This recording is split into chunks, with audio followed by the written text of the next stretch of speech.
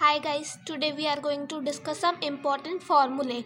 Okay, so first, VC equal to MC means variable cost equal to marginal costing.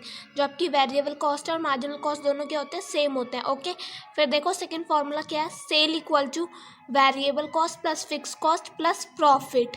ठीक है, फिर इसी से अगला फार्मूला क्या ड्राइव हुआ है, वेरिएबल प्लस फिक्स कॉस्ट क्या होता है, टोटल कॉस्ट प्लस में प्रॉफिट. ओके, फिर कंट्रीब्यूशन आपका क्या होता है, सेल माइनस वेरिएबल कॉस्ट. ठीक है, फिर देखो कंट्रीब्यूशन का नेक्स्ट फार्मूला, सेल को आप क्या लिख सकते हो, variable cost plus fix cost plus profit और माइनस में वेरिएबल कॉस्ट.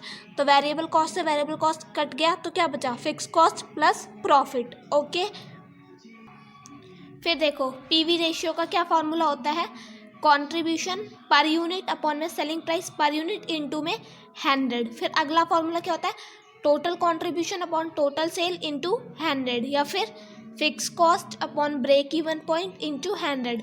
और अगर आपको 2 ईयर की इन्फॉर्मेशन गिवन होगी तो कौन सा फार्मूला लगेगा, change in profit upon change in sale into 100. ठीक है, पीवी रेशियो के आपके टोटल कितने फार्मूले हैं, 4 फार्मूले. पहला क्या है, कंट्रीब्यूशन बाय सेलिंग प्राइस, दोनों किस में, पर यूनिट में into 100. Second, total contribution by total sale into 100. और थर्ड क्या है, फिक्स कॉस्ट अपॉन में ब्रेक इवन पॉइंट इंटू 100. और लास्ट क्या है, अगर 2 ईयर की इन्फॉर्मेशन गिवन होगी, change in profit by change in sale into 100. और आपका पीवी रेशियो क्या होता है, प्रॉफिट वॉल्यूम रेशियो. ओके, अब आगे देखो break even point. Break even point किस में, सेल्स में अगर आपको निकालना हो, वैल्यू में निकालना हो तो उसका क्या फॉर्मूला है, फिक्स कॉस्ट अपॉन में पीवी रेशियो.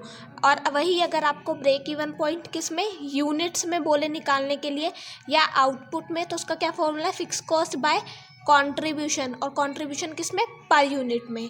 ठीक है, ब्रेक इवन पॉइंट अगर सेल्स में हो तो fix cost by PV ratio, और अगर यूनिट्स में हो तो फिक्स कॉस्ट बाय कंट्रीब्यूशन. ठीक है, फिर देखो अगर आपको बोले ब्रेक इवन सेल्स ही निकालो with desired profit. Desired profit suppose करो आपको क्वेश्चन में बोला है कि आपको 2 लाख का प्रॉफिट चाहिए.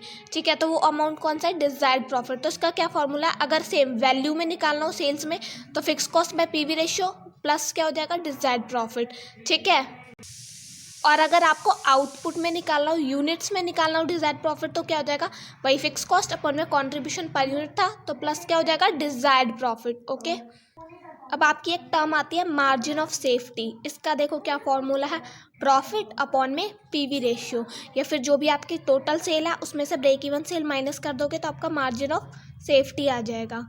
ठीक है, फिर देखो प्रॉफिट, ये बहुत ही इंपॉर्टेंट फॉर्मूला आपका बहुत जगह यूज़ होगा. ओके, प्रॉफिट का क्या है, profit equal to sale into में PV ratio minus fix cost. फिर कंट्रीब्यूशन का क्या है, सेल इंटू पीवी रेशियो, क्या हो जाएगा, कंट्रीब्यूशन. ठीक है, फिर वेरिएबल कॉस्ट रेशियो में कैसे निकालोगे, sale into variable cost rate. ठीक है, अगर आपको गिवन होगा परसेंट वगैरह या रेशियो में तो ये यूज़ होगा, variable cost equal to sale into variable cost rate. ठीक है, तो ये आपके कुछ फॉर्मूले थे. अब प्रैक्टिकल हम इससे रिलेटेड नेक्स्ट क्लास में करेंगे. ओके.